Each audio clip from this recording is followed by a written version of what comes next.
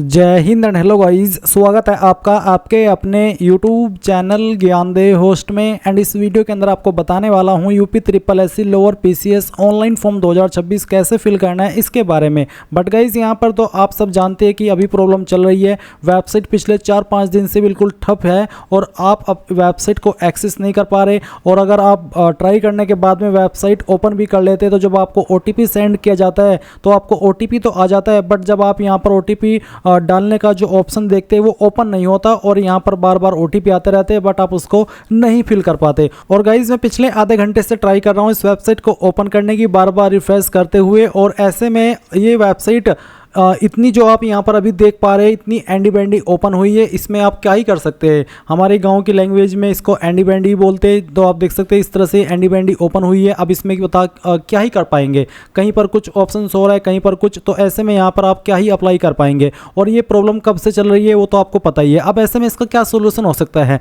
तो guys solution इसका सिर्फ एक मात्र है कि आपकी लास्ट डेट आगे बढ़े। जब लास्ट डेट आगे बढ़ेगी तो कैंडिडेट को टाइम मिलेगा। जो कैंडिडेट यहाँ पर एक साथ में इतने वेबसाइट के ऊपर विजिट कर रहे हैं वो कम विजिट करेंगे, धीरे धीरे उन्हें लगेगा कि चलो अब तो लास्ट डेट बढ़ गई है, आराम से फॉर्म भर लेंगे, और ऐसे में वेबसाइट का सर्वर सही से काम करेगा। और दूसरा सोल्यूशन ये है कि वेबसाइट के ऊपर जो इन्होंने होस्टिंग यूज की हुई है उस होस्टिंग का जो कैंडिडेट का रीच है उसको बढ़ाया जाए। और कल इन्होंने ये काम में भी शायद किया था, क्योंकि वेबसाइट कुछ टाइम के लिए अंडर मेंटेनेंस गई थी, बट उसके बावजूद फिर से सेम प्रॉब्लम आ रही है। तो इन्हें अपनी वेबसाइट का सर्वर का जो होस्टिंग है उसको बढ़ाना चाहिए, ताकि वो कैंडिडेट को कम से कम 40-50 लाख कैंडिडेट को एक साथ में अफोर्ड कर सके, सपोर्ट कर सके, बट इन्होंने ऐसा किया नहीं। तो ऐसे में अब दूसरा ऑप्शन ये है कि लास्ट डेट आगे बढ़े। और गाइज आप आज 17 जून है और ये वीडियो मैं शाम के टाइम रिकॉर्ड कर रहा हूँ, तो ऐसे में अभी तक तो कोई ऐसा अपडेट आया नहीं है। तो आप यहाँ पर यूपी ट्रिपल एससी का जो कॉन्टैक्ट नंबर है या फिर जो ईमेल है उनको कॉन्टैक्ट कीजिए, या फिर ट्विटर के ऊपर कैंपेन चलाइए और यूपी ट्रिपल एससी का जो ऑफिशियल ट्विटर हैंडल है उसको टैग कीजिए, ताकि वो इसको कंसिडर करे और आपकी लास्ट डेट को कम से कम एक हफ्ता आगे बढ़ाए। अब इसका सिर्फ यही एकमात्र सॉल्यूशन है। अगर आप इस वेबसाइट को ओपन कर लेते हैं, आपका टाइम अच्छा है, क्योंकि टाइम अच्छा होगा तभी ओपन होगी, नहीं तो ट्राई तो बहुत सब कर रहे हैं। और अगर ये ओपन हो जाती तो कैसे आपको फॉर्म को भरना है वो जान लेना है। मैंने आपको वीडियो को डिस्क्रिप्शन में लिंक दिया हुआ है, जब आप ओपन कर लेंगे आपको यहाँ पर जानने को मिलेगा कि 2516 वैकेंसी निकाली गई है। पहले 2285 थी जो कि बाद में बढ़ा करके 2516 कर दी गई है। एंड लास्ट डेट इसकी 18 जून 2026 ही है अभी तक, क्योंकि और लास्ट डेट का कोई अपडेट आया नहीं है। अगर आएगा तो अच्छी बात है, और तभी आप लोग यहाँ पर जो इसमें फॉर्म भरने की कोशिश कर रहे हैं भर पाएंगे। एंड इसमें डिग्री की योग्यता मांगी गई है। फीस सभी कैटेगरी कैंडिडेट को 25 रुपये पे करनी होगी। एंड अगर फॉर्म के अंदर कोई गलती हो जाती है तो 25 जून 2026 तक आप इसको करेक्ट भी कर सकते हैं, अगर लास्ट डेट आगे नहीं बढ़ती। अगर लास्ट डेट आगे बढ़ेगी तो ये करेक्शन की डेट भी ऑटोमेटिकली आगे बढ़ जाएगी। अब आप इंपॉर्टेंट लिंक के सेक्शन से यहाँ पर अप्लाई ऑनलाइन लिंक ओपन करेंगे, आपके सामने यहाँ पर इस तरह का इंटरफेस आएगा। अगर वेबसाइट सही से ओपन हुई तो आपको यहाँ पर जिसका एडवर्टाइजमेंट नंबर 8 है ये वाला, इसके सामने जो आपकी ये लास्ट डेट है 8 नहीं बल्कि जिसका एडवर्टाइजमेंट नंबर 7 है, जिसकी लास्ट डेट आप देख सकते हैं 18 जून 2026 है, यही आपकी वैकेंसी है लोअर पीसीएस की। तो आपको इसके सामने जो अप्लाई का लिंक है इसके ऊपर क्लिक करना है, फिर इस तरह से जानकारी आएगी। अब आपको यहाँ पर इसमें सबमिट एप्लीकेशन इसके ऊपर क्लिक करना है। इसके ऊपर क्लिक करने के बाद आपके सामने इंस्ट्रक्शंस आएंगे, सभी जानकारी चेक करते हुए आप यहाँ पर टिक करेंगे एंड देन आप आई एग्री इसके ऊपर क्लिक करेंगे। अब आपसे पीईटी रजिस्ट्रेशन नंबर मांगा है, यानी कि आपने जो पीईटी 2025 दिया था उसका जो रजिस्ट्रेशन नंबर है वो आपको यहाँ पर डालना होगा और गेट OTP के ऊपर क्लिक करना है। अगर आपका पीईटी रजिस्ट्रेशन नंबर भूल चुके हैं या फिर खो दिया है तो मैं आपको भी बताता हूँ कि कैसे आपको रिकवर करना है। आप यहाँ पर होम पेज के ऊपर क्लिक करेंगे, इसके ऊपर क्लिक करने के बाद यहाँ से इसको क्लोज कर देंगे, और क्लोज करने के बाद में आपको यहाँ पर इसमें काफ़ी सारे जो डिटेल्स है वो देखने को मिल रही है। आपको नो योर स्टेटस के ऊपर क्लिक करना है और फिर नो योर रजिस्ट्रेशन नंबर आप इसके ऊपर क्लिक करेंगे। देन गाइज आपको यहाँ पर आपका पूरा नाम एंटर करना है जो भी आपने फॉर्म के अंदर भरा था। उसके बाद में आपको यहाँ पर फादर नेम एंटर करना है। उसके बाद जो डेट ऑफ बर्थ आपकी है वो आपको यहाँ पर सिलेक्ट कर लेनी है, पहले डे फिर आपका मंथ और जो भी ईयर है वो आप यहाँ पर इस तरह से सिलेक्ट करेंगे, जैसे कि मैं आपको सिलेक्ट करके दिखा रहा हूँ। उसके बाद ये वेरिफिकेशन कोड आपके डिस्प्ले पर जो भी आएगा वो आपको यहाँ पर डालना है और सर्च के ऊपर क्लिक करना है। सर्च के ऊपर क्लिक करने के बाद यहाँ पर इस तरह से आपको आपका जो रजिस्ट्रेशन नंबर है वो देखने को मिल जाएगा, ये आपको यहाँ से नोट कर लेना है। उसके बाद आप इसको यहाँ पर डालेंगे, गेट OTP के ऊपर क्लिक करेंगे।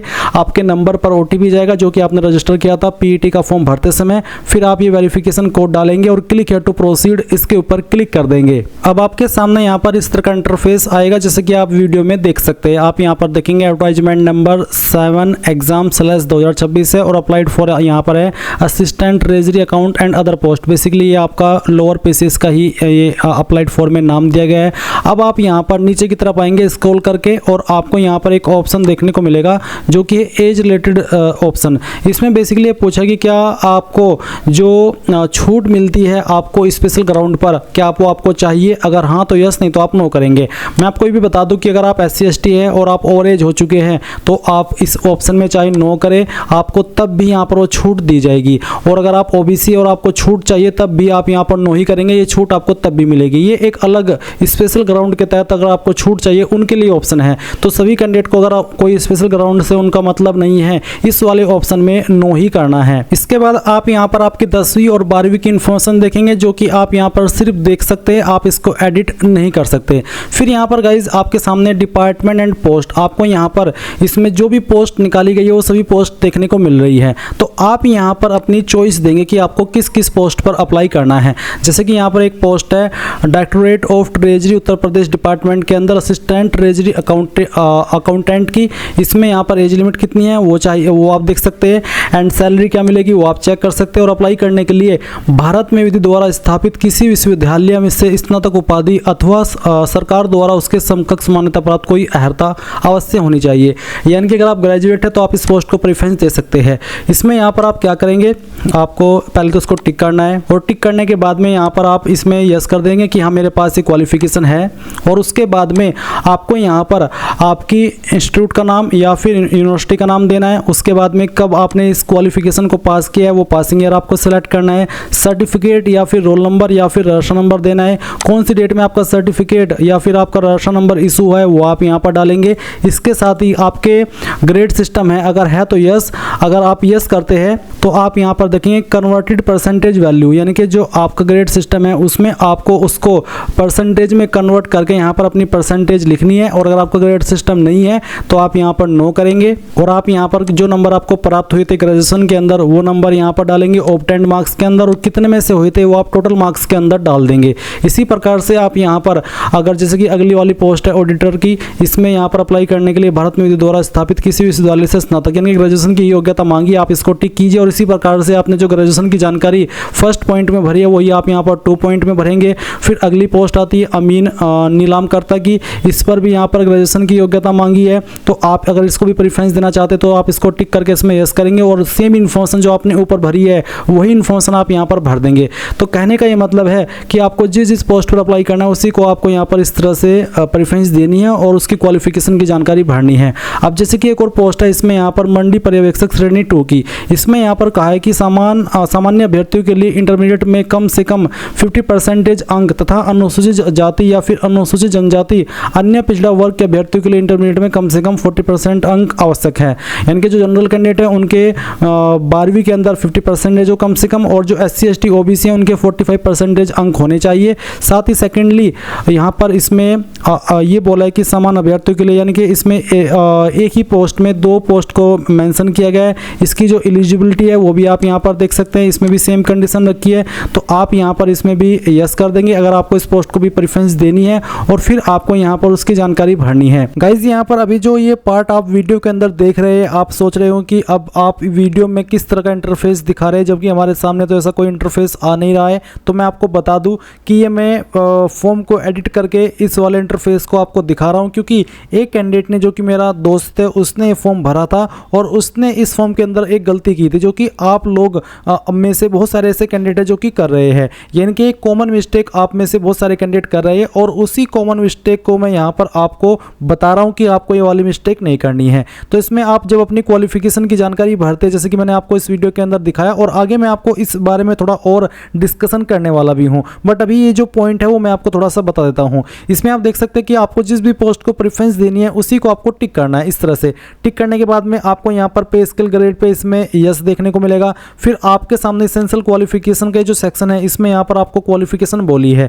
तो इसमें सब जिस भी पोस्ट पर आपको अप्लाई करना है उस पोस्ट में यस करके आपको क्वालिफिकेशन में आपकी ग्रेजुएशन की जानकारी देनी है। बट आपको यहाँ पर ऐसी दो पोस्ट देखने को मिलेगी, एक है आपकी मंडी पर्यवेक्षक ग्रेड 2 की, जिसमें कि आपको यहाँ पर 2 पॉइंट देखने को मिल रहे हैं, एक सीरियल नंबर फर्स्ट और एक सीरियल नंबर 2। इसमें बहुत सारे कैंडिडेट क्या कर रहे हैं, दोनों में अपनी जो ग्रेजुएशन की इन्फॉर्मेशन है वही भर रहे हैं। मैं नहीं कह रहा हूँ कि सभी भर रहे हैं, कुछ कैंडिडेट भर रहे हैं, बट इसमें सही तरीका यह है कि जो आपका सीरियल नंबर फर्स्ट है जिसमें कि बोला है कि सामान्य अभ्यर्थियों के लिए इंटरमीडिएट में कम से कम 50% अंक तथा अनुसूचित जाति, अनुसूचित जनजाति, अन्य पिछड़ा वर्ग के अभ्यर्थियों के लिए इंटरमीडिएट में कम से कम 45% अंक आवश्यक है।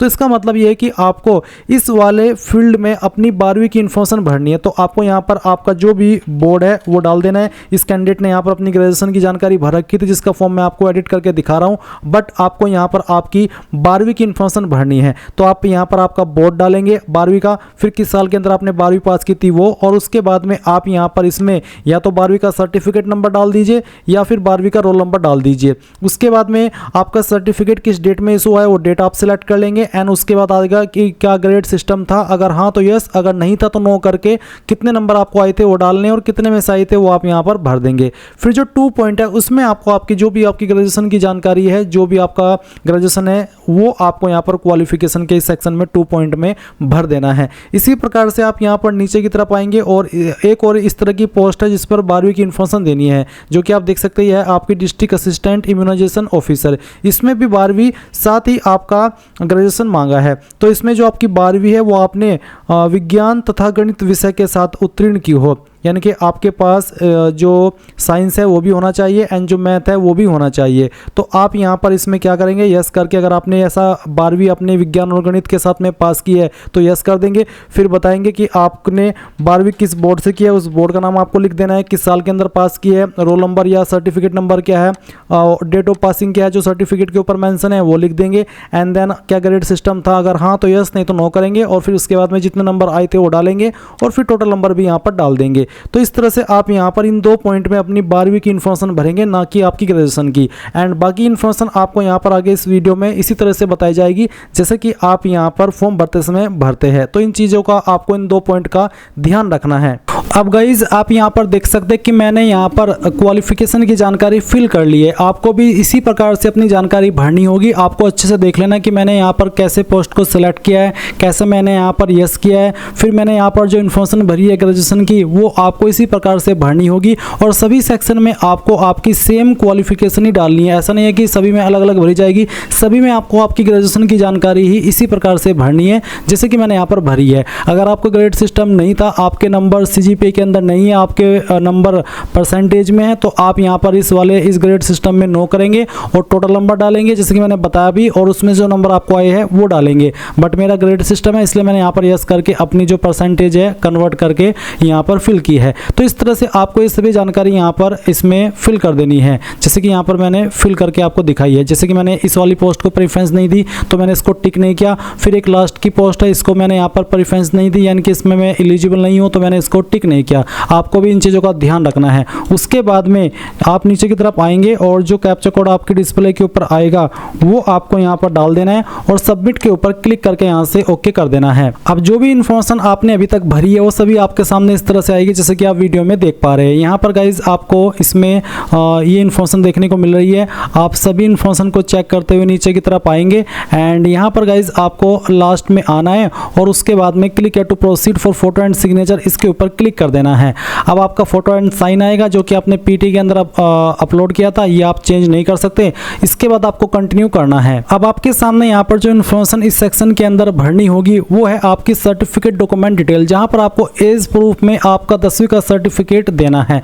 तो जैसे कि मैंने जो 10वीं है वो की है यूपी बोर्ड के द्वारा, तो यहाँ पर मैं इश्यूइंग अथॉरिटी में लिखूंगा यूपी बोर्ड। आपको भी इसी प्रकार से अपने बोर्ड का नाम लिख देना है जिससे भी आपने आपकी 10वीं की है, जैसे कि UP board, CBSE board, ISSC board या फिर जो भी स्टेट का बोर्ड है। उसके बाद में कब आपका 10वीं का सर्टिफिकेट इशू हुआ है वो डेट आपको यहाँ पर इसी सर्टिफिकेट के ऊपर देखने को मिल जाएगी। आप इस तरह से कैलेंडर के ऊपर क्लिक करेंगे एंड जिस ईयर के अंदर और जिस मंथ के अंदर और जिस डेट में आपने पास किया जो सर्टिफिकेट के ऊपर मेंशन है वो डेट आप यहाँ पर सिलेक्ट कर लेंगे। फिर 10th का सर्टिफिकेट नंबर यहाँ पर डालेंगे और अपडेट के ऊपर क्लिक करके इसको अपडेट कर देंगे। इसके बाद है निवास प्रमाण पत्र, तो अगर आपके पास है और आप देना चाहते तो दे दीजिए, नहीं तो ये कंपलसरी नहीं है तो अच्छी बात है, नहीं है तो कोई इस वाली बात नहीं है। फिर आएगा कास्ट सर्टिफिकेट जो कि अनिवार्य है SC ST OBC कैंडिडेट के लिए। तो कैसे जानकारी भरनी हो आप जान लीजिए। इसमें इश्यूइंग अथॉरिटी में क्या भरना हो आप देख लीजिए। जैसे कि अभी आप वीडियो में देख पा रहे हैं ये एक उत्तर प्रदेश शासन के द्वारा जारी जाति प्रमाण पत्र है। इसमें यहाँ पर सक्षम अधिकारी के बाद में लिखा तहसीलदार, यानी कि इस सर्टिफिकेट को जारी किया तहसीलदार ने।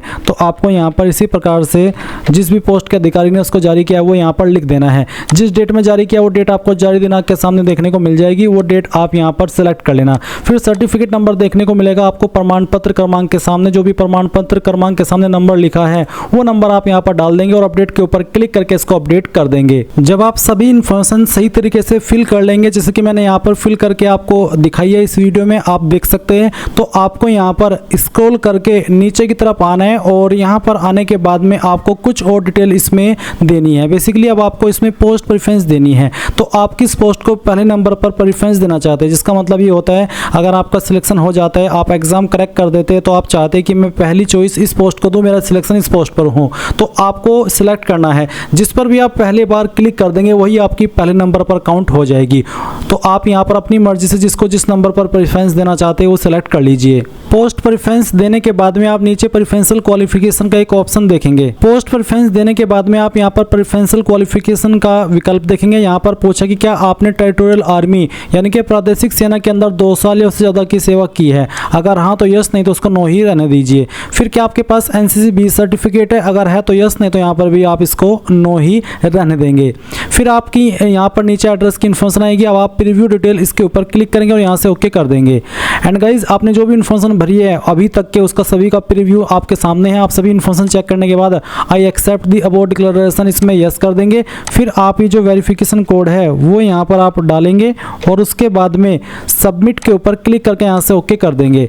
अब आइए गाइज आप यहाँ पर पेमेंट का अमाउंट देखेंगे, आपको क्लिक है टू पे इसके ऊपर क्लिक करना है, यहाँ से ओके कर देना है। ओके करने के बाद में आपको स्टेट बैंक ऑफ इंडिया को सिलेक्ट करना है, यहाँ पर टिक करना है। प्रोसीड फॉर फी डिपोजिशन इसके ऊपर क्लिक करके आप यहाँ पर जैसे ही प्रोसीड के ऊपर क्लिक करेंगे आपके सामने पेमेंट का विकल्प आ जाएगा।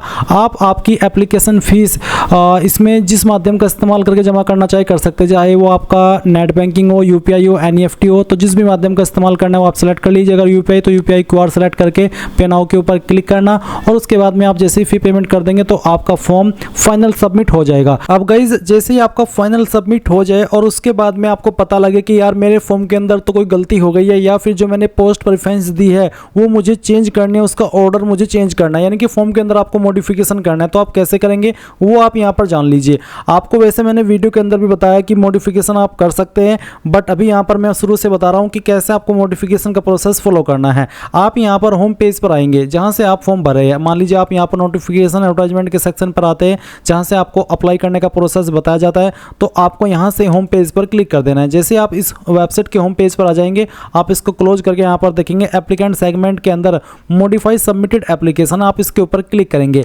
एंड जो अभी आपने फॉर्म भरा है और प्रिंट के अंदर भी और मैसेज के माध्यम से भी आपको एक रजिस्टर नंबर सेंड किया गया होगा, वो रजिस्टर नंबर आप यहाँ पर डालना। फिर अपना डेट ऑफ बर्थ सेलेक्ट कर लेना, अपना रजिस्टर्ड नंबर जो आपने PET फॉर्म के अंदर रजिस्टर किया था वो मोबाइल नंबर डालना, ये वेरिफिकेशन कोड फिल करना और क्लिक टू प्रोसीड के ऊपर क्लिक करना। देन आपके नंबर और ईमेल दोनों के ऊपर OTP सेंड किया जाता है। जैसे आप कोई भी एक OTP डाल करके यहाँ पर सबमिट करेंगे तो गाइज आपके सामने इस तरह से जो आपका फॉर्म है भरा हुआ वो आ जाएगा, जैसे कि आप यहाँ पर वीडियो में देख सकते हैं। अब आपके सामने पूरा का पूरा फॉर्म यहाँ पर मॉडिफिकेशन फॉर्म में आ चुका है। आप यहाँ पर जो इन्फॉर्मेशन अभी आपने फॉर्म भरते समय भरी है उसमें से कोई भी जानकारी एडिट कर सकते हैं। अभी यहाँ पर वो एक पॉइंट है जिसमें कि बहुत सारे कैंडिडेट क्वालिफिकेशन के सेक्शन में गलती कर रहे हैं। वो पॉइंट कौन सा मैं आपको दिखाता हूँ। मेरे पास एक कैंडिडेट का फॉर्म है, इसने क्या किया था, ये जो आपकी मंडी पर्यवेक्षक ग्रेड 2 की पोस्ट है इसमें 2 क्वालिफिकेशन मांगी है, एक है 12वीं और दूसरी ग्रेजुएशन। तो उसने दोनों में अपनी ग्रेजुएशन की जानकारी भर रखी थी, जबकि आपको यहाँ पर मंडी पर्यवेक्षक ग्रेड 2 की पोस्ट में सीरियल नंबर फर्स्ट में में 12वीं की इन्फॉर्मेशन देनी है और इसमें बोर्ड का नाम बताना है, किस साल के अंदर पास की थी वो, आपका 12वीं का है तो रोल नंबर या फिर सर्टिफिकेट नंबर, साथ ही आपके सर्टिफिकेट के ऊपर क्या डेट है पासिंग वाली वो डेट सेलेक्ट करेंगे। ग्रेड सिस्टम था तो यस, नहीं तो नो करके अपने जो नंबर आए थे वो डालेंगे और कितने में से आए थे वो डाल देंगे। फिर इसी प्रकार से एक और पोस्ट आपको नीचे की तरफ देखने को मिलेगी जो कि आपकी डिस्ट्रिक्ट असिस्टेंट इम्यूनाइजेशन ऑफिसर की। इसमें भी 12वीं मांगी है जो कि आपने परीक्षा या विज्ञान तथा गणित विषय के साथ में पास की हो। अगर आपने किया तो आप इस पोस्ट पर अप्लाई कर सकते हैं। तो इस वाले पॉइंट में भी आपको 12वीं की इन्फॉर्मेशन देनी है एंड जिस तरह से देनी है वो आपके सामने इस तरह से आप इसको भर देंगे। फिर गाइज आप यहाँ पर नीचे की तरफ आएंगे अपनी बाकी की इन्फॉर्मेशन को चेक करते हुए और चेक करने के बाद में यहाँ पर आपके सामने आपकी पोस्ट प्रेफरेंस आ जाएगी। अब आपको यहाँ पर अगर पोस्ट प्रेफरेंस का ऑर्डर चेंज करना है तो वो कर सकते हैं। जिसको आपको जिस नंबर पर प्रेफरेंस देनी है उसी को आप सबसे पहले ऑप्शन पर टिक करेंगे। जैसे कि मान लीजिए मुझे प्रेफरेंस देनी है मंडी पर्यवेक्षक ग्रेड 2 को पहले नंबर पर, मैं तो इसको टिक कर दूंगा। फिर उसके बाद मुझे प्रेफरेंस देनी है क्लर्क को तो मैं इसको टिक करूंगा। तो इस तरह से आपको यहाँ पर अपनी मर्जी के अकॉर्डिंग इनको पोस्ट प्रेफरेंस देनी है। तो यहाँ पर गाइज मेरे पास जिस कैंडिडेट की इन्फॉर्मेशन है मैंने उसके बताए गए ऑर्डर के अकॉर्डिंग इन सभी पोस्ट को दोबारा से प्रेफरेंस दी है। जैसे कि आप वीडियो के अंदर देख भी सकते हैं कि मैंने किस तरह से प्रेफरेंस दी हुई है। आप देखेंगे जो भी आप पहले नंबर पर टिक करेंगे वो इस तरह से इस तरफ आ जाएगी राइट साइड में और फिर इसी तरह से आप चाहे तो ये इसी ऑर्डर में अपनी पोस्ट को प्रेफरेंस दे सकते हैं। इसमें मैंने मेनली जो लेवल 6 की पोस्ट है जिस पर आपको लेवल 6 की सैलरी मिलेगी उनको पहले नंबर पर रखा है और जिन पर लेवल 5 की सैलरी है उनको सेकंड नंबर पर रखा है। तो आप भी यहाँ पर चाहे तो इस ऑर्डर को फॉलो करके अपनी पोस्ट को प्रेफरेंस दे सकते हैं। फिर यहाँ पर ये जो बाकी के सवाल है अगर आपको इसमें कोई गलती हो गई थी आपने गलती से यस नो कर दिया तो वो भी आप चेंज कर सकते हैं। एंड इसके अलावा अगर आप ऊपर की तरफ आपकी जो कास्ट सर्टिफिकेट की इन्फॉर्मेशन है वो चाहे तो वो भी चेंज कर सकते हैं। मैं आपको दिखा देता हूँ। आप यहाँ पर डिलीट के ऊपर क्लिक करके उस इन्फॉर्मेशन को दोबारा से यहाँ पर ऐड कर सकते हैं, यानी कि इसमें से सभी जानकारी एडिटेबल है तो जो जानकारी चाहिए आप एडिट कर सकते हैं। फिर आप नीचे की तरफ आएंगे और ये जो वेरिफिकेशन कोड है वो यहाँ पर इस तरह से डालेंगे और इसको डालने के बाद में आप यहाँ पर सबमिट के ऊपर क्लिक करके ओके कर देंगे। ओके करने के बाद में आप यहाँ पर देखेंगे कि जो आपका मॉडिफिकेशन है वो हो जाएगा। अब आप यहाँ पर प्रिंट अपडेटेड एप्लीकेशन स्लिप इसके ऊपर क्लिक करके आपका जो अपडेटेड फॉर्म है वो भी डाउनलोड कर सकते हैं। एंड यहाँ पर नीचे click to download complete updated application form इसके ऊपर क्लिक करके आप कंप्लीट एप्लीकेशन फॉर्म डाउनलोड कर सकते हैं। प्रिंट के आइकन के ऊपर क्लिक कीजिए और इसको यहाँ पर सेव के ऊपर क्लिक करके PDF के रूप में सेव कर लीजिए। इस तरह से गाइज आप लोग आपका ये जो UP triple SC lower PCS का फॉर्म है वो मॉडिफाई कर पाएंगे। तो सभी चीज़ें यहाँ पर आपको क्लियर हो चुकी है। अगर इसके अलावा और कोई प्रॉब्लम आ रही है तो वो भी आप कमेंट के माध्यम से पूछ लीजिएगा। सो गाइज ये थी आपकी जानकारी। Thanks for watching. जय हिंद।